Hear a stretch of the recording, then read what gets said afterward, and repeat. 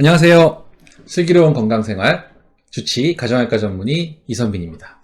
이제 채널 제목이 입에 살짝 붙으려고는 하네요. 아직은 어색하긴 한데 오늘은 이제 그 기능의학 검진 시리즈 중에서 아마도 되게 솔깃하기도 하고 흥미로우실 만한 유전자 검진에 대한 얘기를 하려고 해요. 유전체 검사라고도 하고요. 유전자 검사라고도 하고요. 하여튼 제가 누누이 설명드렸지만 검진이라고 부르는 게 맞습니다. 유전자 검사라고 그러면 무슨 생각이 먼저 나세요? 아마 상당수의 시청자분들이 첫째는 간별하는 거, 유전자 검사. 그 다음에 무슨 CSI 같은 외국 드라마 보면 유전자를 통해서 범인을 밝혀내기도 하고. 유전자라는 거는 굉장히 좀 뭔가 특별하고 신박하고 이런 내용들로 받아들여지고 있는 게 사실이고요. 근데 사실 유전자에 대한 설명은 이 한 편으로 설명하는 건 쉽지 않을 것 같은데 워낙에 방대하잖아요. 할 얘기도 많고. 사실 유전자에 관심을 갖기 시작한 게 우리가 2000년대 초반, 1900년대 후반부터 해서 휴먼 게놈 프로젝트라고 하는 인간의 유전자 지도를 파악한다. 그래서 정말 난리가 났었죠. 우리가 신도 아닌데 어떻게 사람을 다 파악하고 사람에 대한 모든 걸 알아낼 수 있겠느냐 했는데 실제로 성공을 했고 그래서 유전자 지도가 그려졌고 참고로 말씀드리면 그 휴먼 게놈 프로젝트를 하는데 13년이 걸렸어요. 한 사람의 유전자 지도를 파악하는데 13년이 걸린 거예요. 비용은요, 제가 기억하기에 3조 원인가 들었던 걸로 기억해요. 3조인지 30조인지 하여튼 조 단위의 비용이 들었어요. 지금의 유전자 검사는 시간이 얼마나 들고 비용이 얼마나 들까요? 제가 그래프를 하나 지금 보여드릴 거예요. 자, 보세요. 이거는 무어의 법칙이라고 하는 이 경제학적 개념이에요. 여러분 아시겠지만 제가 초등학교 때요. 그 매킨토시 컴퓨터, 지금으로 따지면 애플 컴퓨터죠. 집 한 채 값이었어요. 전 지금도 기억나는 게 제가 그때 잠실 살았는데 아파트 값이 30평대였는데 한 3천만 원, 한 3,500만 원 했던 것 같아요. 그때 옆집에서 3천만 원짜리 매킨토시 컴퓨터를 옆집 사는 제 친구를 그 아버지가 사주시더라고요. 그래서 그때 다들 주변 사람들은 미쳤다고 했죠. 집 한 채 값의 컴퓨터를 사줬으니까요. 근데 그 친구는 제가 지금 소문 듣기에는 어디 실리콘밸리에 가 있는 걸로 알거든요.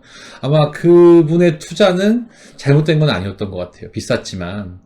근데 그렇게 비쌌던 컴퓨터가 지금은 어때요? 컴퓨터가 좀 느려지면 바꿔야겠네라고 생각하시잖아요. 지금 만약에 컴퓨터가 집 한 채 값이라고 그러면은 못 바꾸시겠죠, 잘. 근데 유전자 검사가 그래요. 그 3조 원 하던 검사가 지금은 홀바디 시퀀싱을 해도 거의 몇백만 원 수준이면 할 수 있어요. 그리고 13년 걸렸던 게 최근에는 며칠이면 할 수 있습니다. 이거는 더 가속화되게 되면 아마 앞으로 한 5년, 6년 후면은 거기에 또 반의 반으로 줄어들 것 같아요. 그만큼 유전자 검사라는 거, 유전자 검진이라는 것이 우리 가까이에 이제 왔다고 보셔야 되거든요. 단지 이제 주변의 병원들을 살펴보시면 아마 유전자 검진하는 것들이 별로 흔치는 않을 거예요.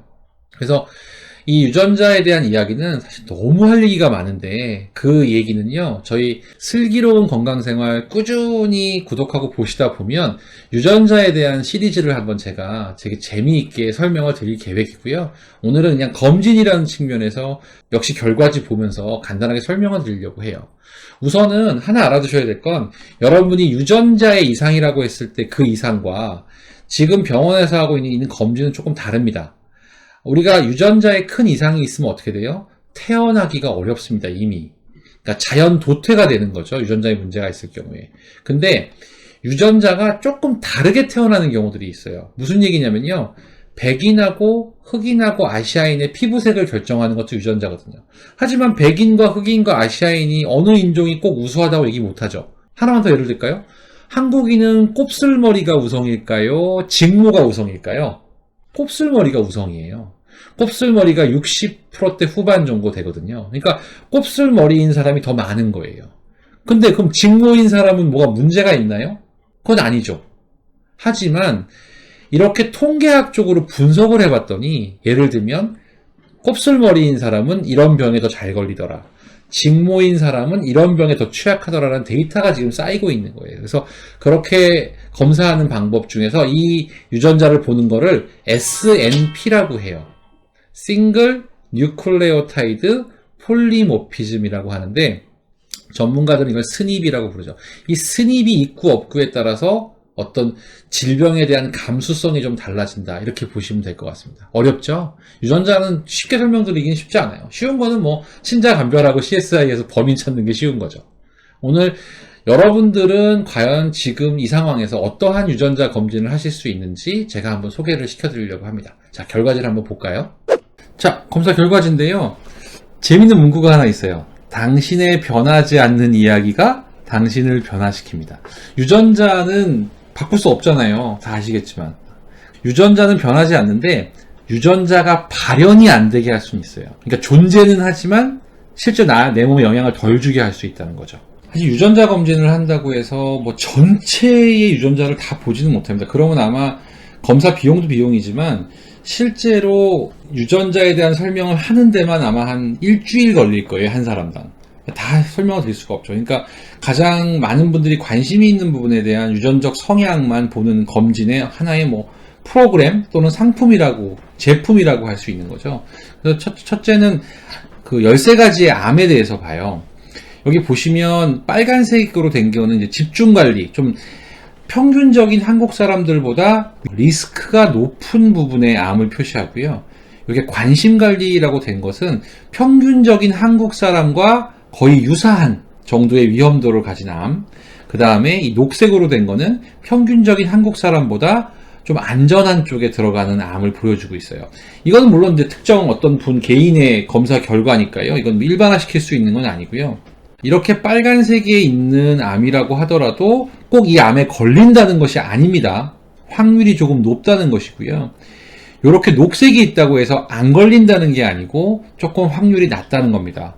그러면 너무 뜬구름 같은 거 아닙니까? 라고 말씀하시는 분들도 있는데 그렇지 않고요. 내가 살아가면서 암 예방을 해야 되잖아요. 근데 이 모든 암을 예방하는 게 당연히 제일 중요한데 그 중에 특정 암들에 대해서 내가 조금 더 위험성이 있다면 그쪽의 검진을 조금 더 강화시키고 조금 더 관리할 수 있고 조금 더 예방할 수 있는 어떤 방법들을 찾는 게 현명한, 글쎄요, 뭐 건강에 이런 표현은 적절할지 모르겠지만 투자가 되겠죠. 그 다음에 일반 질환도 마찬가지예요. 이렇게 다양한 질환들에 대해서 위험성이 있는 거, 평균적인 거, 좀 안전한 것들을 검사하면 개인별로 이 항목이 다 달라지는 거죠. 그러니까. 그래서 요거를 종합 결과의 밑으로 좀 내려가서 보면 조금 더 구체적인 내용들이 나오게 되는데요. 뭐 예를 들면, 자, 이 검사 결과에서는 간암이 좀 높은 걸로 나왔잖아요. 그러면 이렇게 위치를 보여줘요. 평균적인. 유전적 위험의 위치가 요쯤 있으니까 좀 위험한 거죠. 딴 사람에 비해서는. 위험도도 좀 나오고요. 실제로 어떤 유전자의 변이가 있는지를 보여주는 이런 방식으로 검사 결과지가 표현돼요. 뭐 갑상선암의 경우에 이 위치가 여기 있고, 난소암의 경우에는 평균적인 위치에 있고, 이렇게 해서 그 사람한테 필요한 부분들을 설명드리고요. 뭐 예를 들어서 특정암, 뭐 자궁경부암에 대한 위험성이 높다 그러면은 어떻게 하시면 될 것 같으세요? 자궁경부암 예방접종을 하시면 훨씬 더 위험성을 낮출 수 있겠죠. 대장암의 위험성이 높다 그러면 대장 내시경을 더 열심히 하시면서 유산균 드시고 장 건강을 활성화시키면 되겠죠. 그러니까 사실은 이게 뜬구름이 아니라 내가 건강을 앞으로 만들어가고 컨설팅하는 데 있어서 기본적인 베이스가 될 수 있다는 거예요. 사실은 돈으로 따질 수 없을 만큼 중요한 부분들이 있는 거죠. 일반 질병의 경우도 이런 식으로 위험성을 평가해 줍니다. 그래서 내가 고혈압에 대한 위험성이 더 큰지, 당뇨에 대한 위험성이 더 큰지, 앞으로의 가능성을 간접적으로 그림자처럼 보여주는 것이 바로 유전자 검진입니다. 이렇게 해서 뭐 암 몇 가지, 일반 질병 몇 가지에 대해서 유전적 위험성을 조금 보여드림으로 인해서 그쪽에 조금 더 스마트하게 집중해서 관리하실 수 있도록 도와드리는 것이 바로 이 유전자 검진이고요. 흥미로운 게 있어서 한 개만 좀 더 보여드릴게요. 이거는 비만, 다이어트 관련된 또 좀 흥미로운 유전자 검진이에요. 그래서 이제 보시면 아시겠지만 비만의 위험도가 얼마나 높은지, 똑같이 살이 찌더라도 배가 많이 나올 건지, 살이 잘 빠지는지, 요요는 잘 올 건지, 나의 식이 성향은 어떤지, 그러니까 식탐이 많은지 아니면은 포만감에 문제가 있는지, 또 요새 왜 그 고지방 저탄수화물 다이어트라는 거 유행하는 거 아시죠? 근데 좀 흥미로운 건요. 저도 고지방 저탄수화물 다이어트가 일리가 있다고 생각하는 의사 중에 한 명이긴 하지만 누구나 효과가 없어요. 어떤 사람은 고지방 저탄수화물 했더니 뭐 몸이 더 안 좋아지고 머리만 아프고 살이 도로 찐다는 분들도 있거든요. 그런 경우에는 유전자가 다른 거예요. 고지방 저탄수화물에 맞는 유전자가 있고요. 또 고지방식을 해서는 어려운 유전자가 있는데 여기 예를 들면 이 검사 결과지의 경우에는 탄수화물을 먹을 때 체중 증가 가능성이 낮아요. 이런 사람이 반대로 포화지방을 먹으면 증가 가능성이 높아요. 이런 사람이 만약에 고지방 저탄수화물 다이어트를 한다면 효과가 없겠죠. 심지어 살이 찌겠죠. 그래서 사람은 다 다르다는 거예요. 단 한 사람도 같은 사람이 없습니다. 모두가 다르기 때문에 모든 방법은 다를 수밖에 없다라는 그 명제를 꼭 기억하셨으면 좋겠습니다. 아주 간략하게 유전자 검진에 대한 설명을 드렸는데요. 유전자 검진을 한다는 거는 이 맞춤 치료, 맞춤 처방, 기능의학 검진의 어떻게 보면 끝판왕이 될 수도 있죠. 자기의 유전자를 보고서 맞춰서 가니까요. 근데 물론 이것도 변수들은 분명히 있습니다.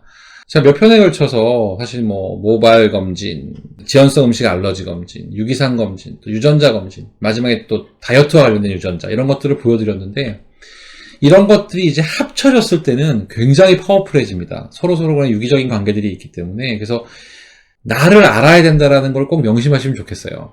우리가 남들이 좋다는 거, 남들이 어떻다는 거 이런 것도 물론 일리가 있는 거긴 하지만 결국 개인은 다 개개인이고 다 다르다는 점을 인지하셔야 되고요.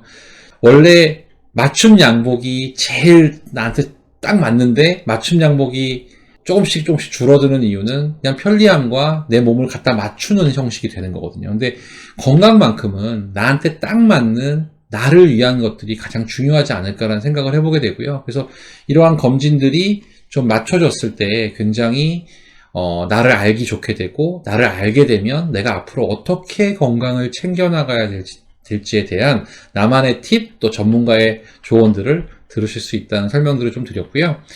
앞으로도 또 시간을 맞춰가지고 유전자뿐만이 아니라 기능의학 검진에 대한 내용들을 설명드리려고 하고 있습니다. 유전자 검진 비용이 궁금하시죠? 요건 이제 병마다 굉장히 다른 것 같고요. 앞에 보여드렸던 검진은 한 50만원 전후 정도를 받으시는 것 같아요. 근데 굉장히 비싼 비용이잖아요, 사실은. 근데 그러나 과거에 몇 천억을 하던 검사였다는 생각을 하면 사실은 굉장히 많이 우리 손에 가까워진 거고요. 아마 시간이 더 지나면 좀 더 저렴하고 더 간단한 검사로 변모할 가능성도 충분히 있습니다. 오늘은 유전자 검진에 대해서 설명을 드렸습니다. 감사합니다.